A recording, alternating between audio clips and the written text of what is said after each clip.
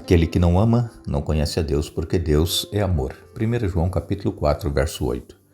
Novamente estamos juntos e agradecemos a Deus por este dia, por estes momentos.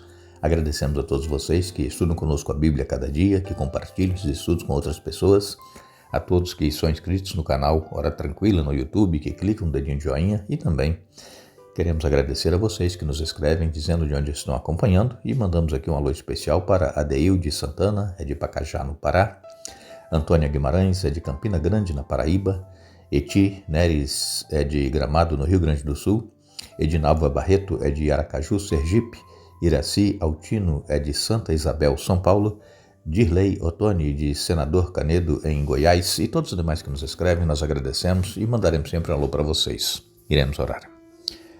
Nosso Deus e Pai, nós estamos em Tua presença, nós te agradecemos pela vida, por este dia que nos concedes e também por estes momentos que vamos ter agora estudando a Tua Palavra.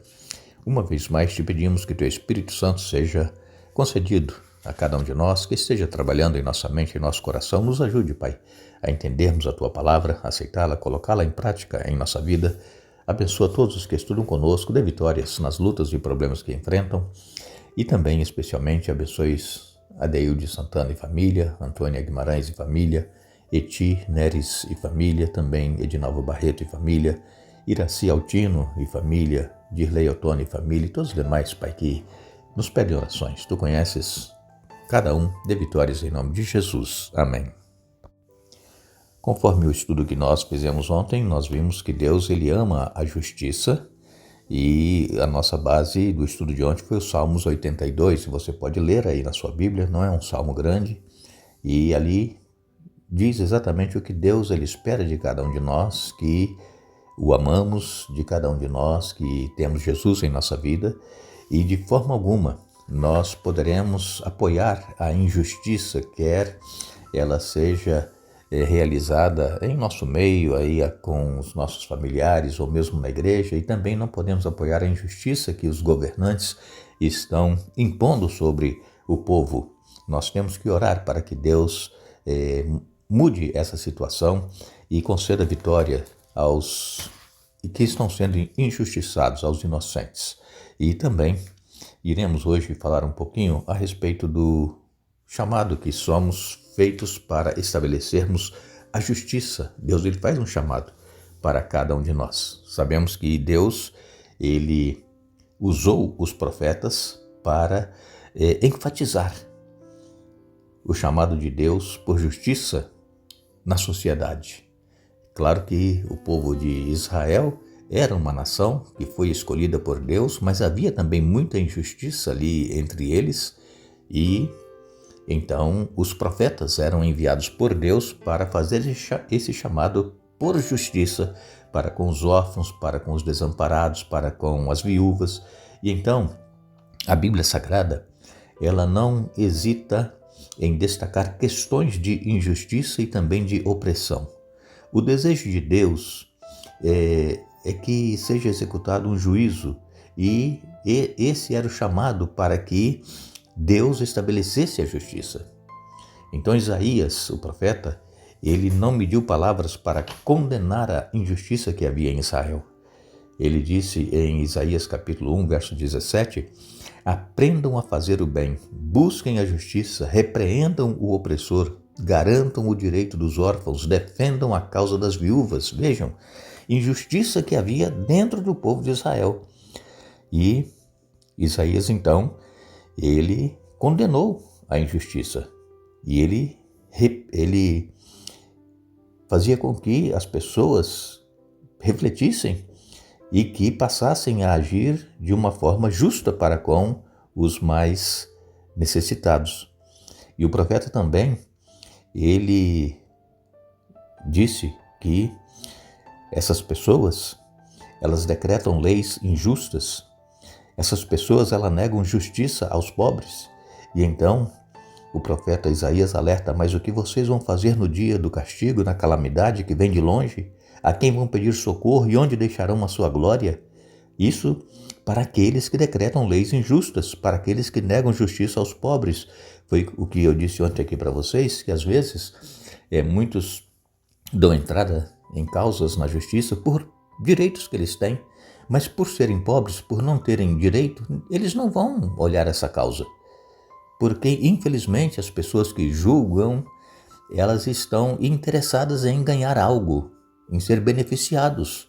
Eles não agem com justiça, eles agem de acordo com as circunstâncias do momento ali, de benefícios que vão ter. Então, irmãos, nós precisamos de buscar a Deus, orar para que Deus trabalhe em nossas questões, nas nossas causas que nós temos dado entrada na justiça, para que Deus mova a mente, o coração desses que irão julgar, para que façam justiça e para que atendam às necessidades. E então, o profeta Jeremias, ele proclamou essa mensagem de Deus, e foi especialmente ao rei Jeoaquim que ele disse, está em Jeremias no capítulo 22, ai daquele que edifica a sua casa com injustiça e os seus aposentos contrariando o direito, que faz o seu próximo trabalhar de graça sem lhe pagar salário. Por acaso seu pai não comeu e bebeu e não praticou o juízo e a justiça? Por isso tudo lhe corria bem. Julgou a causa do aflito e do necessitado e tudo lhe corria bem. Por acaso não é isso que se chama conhecer-me? Diz o Senhor. Está em Jeremias 22, versos 13, 15 e 16. Então aqui, Jeremias falando contra o rei Jeoaquim. Por quê? Porque ele estava sendo injusto. Mas o pai do Jeoaquim, ele foi um homem justo, um rei bom. E ele julgava a causa do aflito e do necessitado. Tudo que ele fazia, o rei pai de Jeoaquim, corria bem. Por quê? Porque ele era justo. Agora, Jeoaquim era injusto para com o trato com as pessoas. Então, a Bíblia é clara em dizer que, infelizmente, muitos são oprimidos, são injustiçados, mas o Senhor vai julgar a causa de cada um. E é claro que Deus é justo, mas nós queremos justiça também hoje. Nós necessitamos que as pessoas olhem para as nossas necessidades, para as nossas causas e que façam justiça.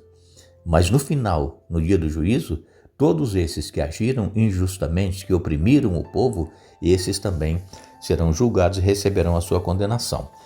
No livro de Mateus, no capítulo 22, a partir do verso 23, nos diz assim: que aflição os espera, mestres da lei, fariseus, hipócritas?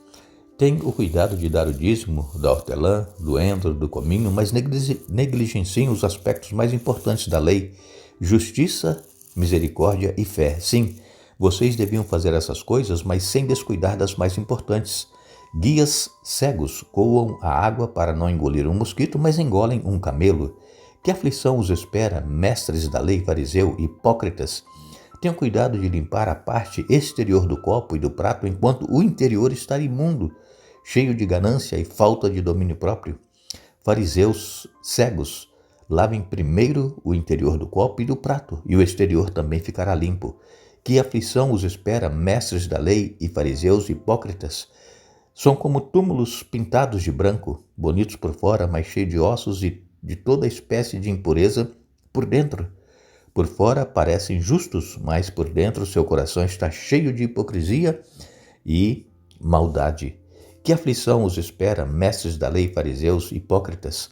Constroem túmulos para os profetas, enfeitam os monumentos dos justos e depois dizem: se tivéssemos vivido no tempo dos nossos antepassados, não teríamos participado com eles do derramamento de sangue dos profetas. Vejam, aqui Jesus falando várias vezes, ele cita essa expressão hipócritas, quer dizer, eles falavam uma coisa, mas não viviam aquilo que eles falavam.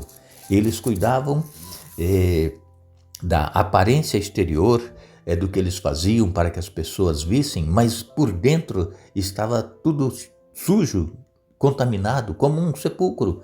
Por fora bonito, pintado, mas por dentro do túmulo que há lá dentro? Ossos. Há ali restos de pessoas que foram sepultadas. Então, nós precisamos ter muito cuidado, porque os fariseus, eles eram meticulosos em devolver o dízimo do endro, do cominho, e os mínimos, as mínimas coisas que eles faziam, eles dizimavam, mas esqueciam do mais importante, que era o quê? A misericórdia, que era o amor, que era a fé. Eles não praticavam essas coisas. A justiça eles não praticavam.